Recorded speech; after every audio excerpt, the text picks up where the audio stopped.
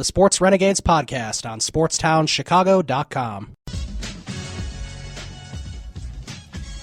Welcome back to the Sports Renegades here on SportsTownChicago.com for the second hour. And we were just talking baseball before the break, the Gordon Beckham signing for the White Sox, and we are kind of confused by it. Yeah, I think because I'm a little confused by it because I thought they were going to play Carlos Sanchez. And they were I know they said Beckham's the utility guy. Right, but I still don't like that. Yeah, well, here's the thing. They got rid of Beckham because they were sick of him because he was a first-round pick that turned into a bust. They got rid of him. I mean, you know they don't want a guy anymore if they trade him for cash considerations. Yeah. And then they go and sign him back for $2 million, and they designate for assignment a 25-year-old Viciedo who hit 21 home runs last year. Right. I mean, it'd be different if he hit like 215 and 15 home runs. No, he hit 240 with 21 home runs, and you're trying to tell me you couldn't even get a low-level minor league pitcher for him? Yeah, exactly. It's stupid. And it seemed like people were happy to get rid of Beckham because they were sick of the Gordon Beckham era, and then you go and bring him back, and if he was an awful starter, do you think he's going to be that good of a utility player when he's going to be batting like 220 and playing bad defense at second base? Yeah. Like, didn't they sign Bonifacio to be the utility guy? Who's their outfielder now? Because they usually go with a three-man bench. Because, it's going to be Bonifacio, the backup catcher, whoever. Maybe Jordan Danks, or is he designated? No, they designated him for assignment. I think he elected free agency. All right. I can't think of anybody else. We know Diaz is gone. They traded him for cash considerations. Viciedo, of course, is designated for assignment. So, yeah, I'm not sure, because besides Bonifacio, who else do you have out there, right? No one. That's... unless you want... that's a little bit of an issue. Unless you want, like, Micah Johnson or Carlos Sanchez on the bench. Like, have Sanchez be the second baseman and put the rookie on the bench, too. Except that's the thing, he's an infielder. They don't have any outfielders. Well, and here's the thing. For all the offseason moves that the Sox did, they still don't have a third baseman. Apparently Connor Gillespie's the guy. Which, he's an okay hitter, but Not for a third baseman. Is he the guy that you want there when you're trying to compete? No. And second base is shaky right now. Tyler Flowers isn't that good, so, I don't know. If Gillespie was a second baseman, his numbers would look a lot better. The 285 average with 8 home runs last year would look a lot better, or the 260 average with 15 home runs the year before. Right. As a second baseman, those look like great numbers. As a third baseman, it's like, so when's Joe Creedy coming out of retirement? Yeah, he should maybe come on. Granted, I don't think he can physically play anymore because of his back. Oh, real quick, I was just looking at my Twitter, and Chuck Garfien tweeted out, "Congrats to Neil Kotz for a 1-year deal with the Brewers." So there goes Neil Kotz. As he was on the Cubs, White Sox, and now he's on the Brewers. He was on the Texas Rangers, too. Man, remember how bad he was with the Cubs? Like, every time... He was okay with the Sox. He was pretty good with Texas. He was bad with the Cubs, right? Yeah. He was actually good in 2005 when the Sox won the World Series. Yes. I remember every time I saw that guy warming up, I just cringed and knowing he was going to come in and blow the game. And exactly. Every time he made sure to do that. It's almost like when Samardzija was in the bullpen. You're like, no, don't put him in. Right. Or Sox fans last year when Belisario was warming up. Oh, God. Did you see Belisario sign with the Blue Jays? I did. I don't understand that. Whoever thought that was a good move needs to be fired. I'm not sure if the Blue Jays have a good bullpen as it is, especially it's pretty good. Oh, okay. Is it pretty good? Because it just got a lot worse with Belisario. But I don't know. They're a pretty good team though. It's Toronto. Yeah, they are. Except he makes them a lot worse. Yeah, he does. But their offense will probably carry them. I don't know. Yeah. So with Gordon Beckham, it's cool that he's back with the White Sox. It seems like he wanted to be here. Yeah, it sounds like Sox players are happy that he's back. Fans aren't. He's a nice guy. He's like a fan favorite, sort of. Except he's not good. But he's not very good. It sounded like it was more of a PR move. It seemed like it was like a PR move than a move to help the team. At least they're still making moves. That's more than they could have said a couple years ago. So it's something. Well, last year they were signing guys like Belisario and Mitchell Boggs and Scott Downs. Oh, God. What awful Like, how did that signing. work? And then, of course, one of their best bullpen arms, he's not even going to be back for the start of the season, Nate right? Jones. Yeah, because he had Tommy John, so he's not going to be back until, what, May or June, I think? I think he's out for the season. Is he out for because he had it? I think he had it in August. Oh, okay.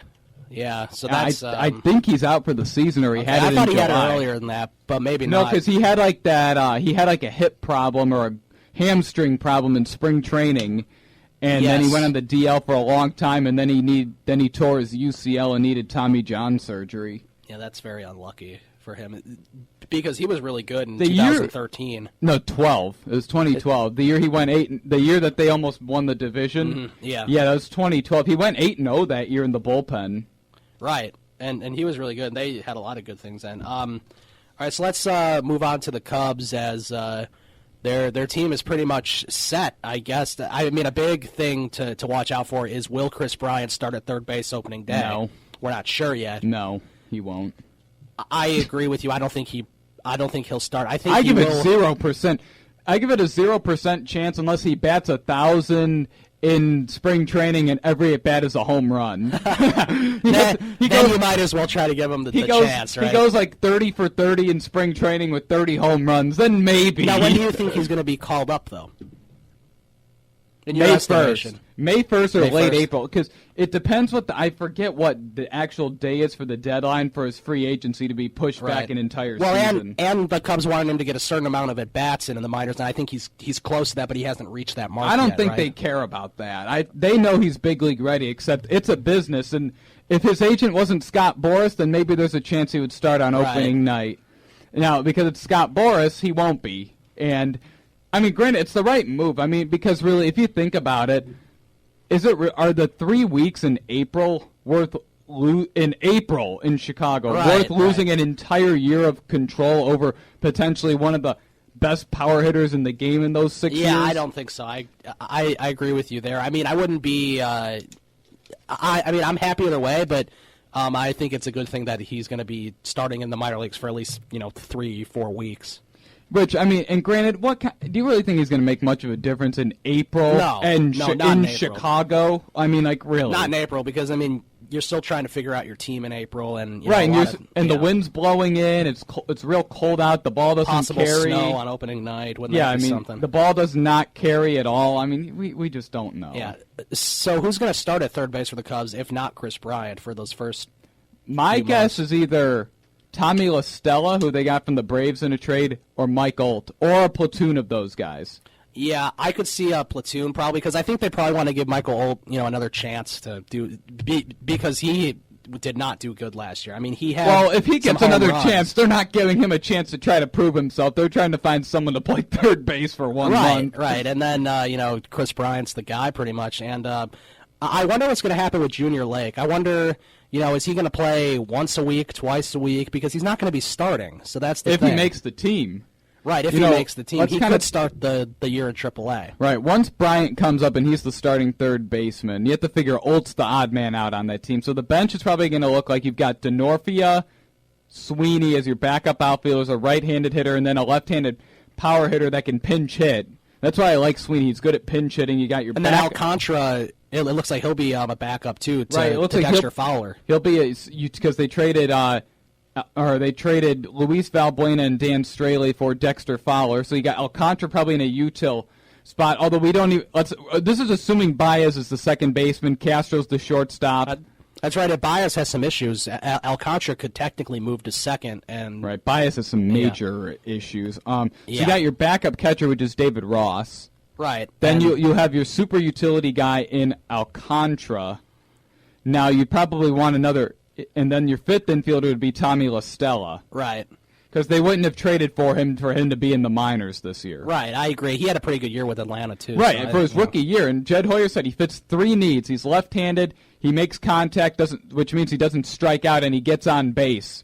And that's what you need. Now, we have another question with Wellington Castillo. What happens with him now? Demote him to AAA. Let him know how much he sucks. Yeah. No. Well, that's true. They won't do that. I don't know if they're trying to get rid of him for prospects, or what are they going to do with him? I really don't know. I mean, he wasn't. He was a serviceable starting catcher when you have awful teams. Mm-hmm. Now that you have a good team, I can't say that he's good enough because his defense was never good. Neither was his pitch framing or receiving skills. So, right. I mean, really, I think they're kind of going by. They have a surplus of something that a lot of teams want. They don't have to trade him right now because they're also going by.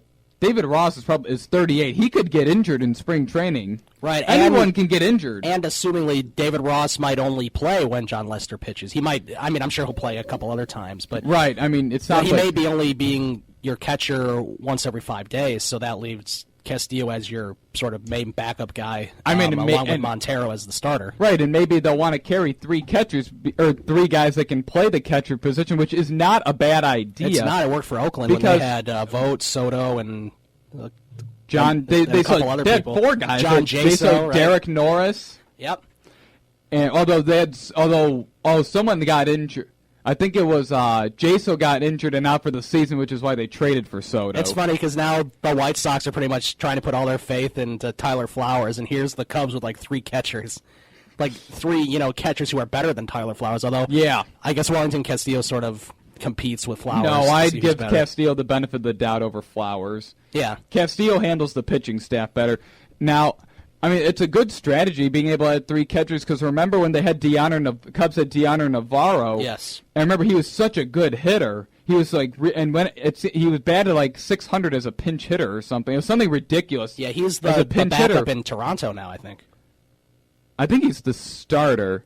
Oh, actually, no, because they signed Russell Martin. Yeah, he's pretty much the DH and backup now. Except they couldn't pinch hit him all the time because if they pinch hit him and then Castillo got injured, they couldn't do anything. Right. I remember that game in 2013 when 3 home runs against the Sox. Yeah, when Dearno Navarro hit 3 home runs against the Sox. I went to the game after that, the game where Travis Wood hit the grand slam. Yeah. And then I think Schierholtz had a 2-run homer in that game, Valbuena hit one in that game, I think, too. Yes, he did. Yeah, that's pretty exciting. Yeah, and the thing is, I mean, Navarro was such a good hitter, and he was good at pinch hitting. And remember against the Giants in April, he had back-to-back games with a pinch hit homer. Mm-hmm.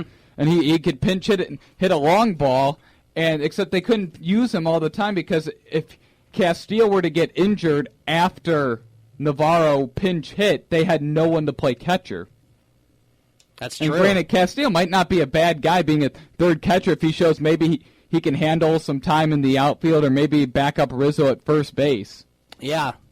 That's a possibility, too. It is. And anyway, we'll continue our Cubs talk after our quick timeout. You're listening to the Sports Renegades on SportsTownChicago.com. The Sports Renegades podcast on SportsTownChicago.com.